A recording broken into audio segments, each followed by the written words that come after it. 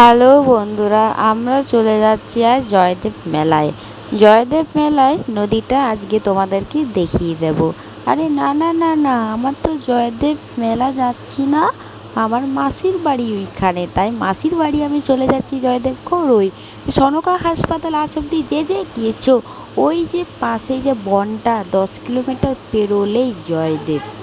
তো আমরা বনটা পেরিয়ে যাচ্ছি। বনটা যেতে না যেতেই আমরা চলে আসবো নদীটা আমি দেখিয়ে দিচ্ছি আপনাদেরকে। খুবই সুন্দর নদীটা। এই নদীটা দেখলেই আমার মনে হয় যে একটা প্রণাম করি, এত সুন্দর নদী। যেহেতু নদীটা দেখো কতটা দূর দূর থেকে লোক আসে এখানে স্নান করতে এবং নদীটা দেখতে আমার এত ভালো লাগছিল নিজের চোখে দেখেও।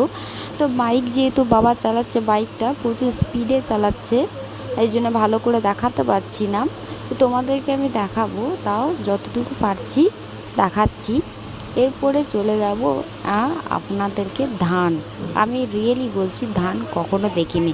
এরপর আমি আপনাদেরকে ধান দেখাবো। এই হচ্ছে ধান, মানে খুব সুন্দর, চারিদিকে সবুজ সবুজ, দেখতে কি সুন্দর লাগছে, দারুণ বলতে গেলে।